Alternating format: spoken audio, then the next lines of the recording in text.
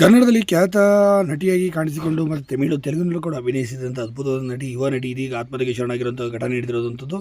ಹಾಗೆ ಏನಾಗಿದೆ ಇಲ್ಲಿ ಸಂಪೂರ್ಣ ಮಾಹಿತಿ ನಾನು ನಿಮಗೆ ಕೊಡ್ತೀನಿ. ಅದಕ್ಕೂ ನಮ್ಮ ಚಾನಲ್ ಕೂಡ ಸಬ್ಸ್ಕ್ರೈಬ್ ಮಾಡಿ ಸ್ನೇಹಿತರೆ.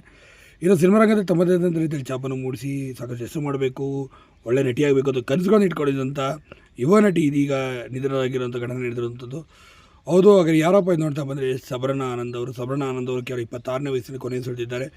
22ನೇ ವಯಸ್ಸಿನಲ್ಲಿ ಮಾಡಲಿಂಗ್ ಕ್ಷೇತ್ರದಿಂದ ಬಂದಂಥ ಈ ನಟಿ ತಮಿಳಿನಲ್ಲಿ ಸುಮಾರು 10ಕ್ಕೂ ಅಧಿಕ ಸೀರೆಗಳಲ್ಲಿ ಅಭಿನಯಿಸಿದ 3ಕ್ಕೂ ಅಧಿಕ ಸೀರೆಗಳಲ್ಲಿ ನಾಯಕಿಯಾಗಿ ಕಾಣಿಸಿಕೊಂಡಿದೆ. ಕನ್ನಡದಲ್ಲಿ ಕೂಡ ಪ್ರಮುಖವಾಗಿ ಒಂದು 3 ಸೀರೆಗಳಲ್ಲಿ ಕಾಣಿಸ್ಕೊಂಡಿದ್ದರು. ಹೌದು, ಅಂತರಪಟ್ಟ ಚರಣದಾಸಿ ಸೀರಿಯಲ್ನಲ್ಲಿ ಕಾಣಿಸ್ಕೊಂಡಿದ್ರು. ಕನ್ನಡತಿ ಸೀರಿಯಲ್ನಲ್ಲೂ ಇವರು ಸಬರಣ ಆನಂದ್ ಅವರು ಕಾಣಿಸ್ಕೊಂಡಿದ್ದರು ಒಂದು ಸಣ್ಣ ಪಾತ್ರ ಮಾಡೋದ್ರ ಮೂಲಕ.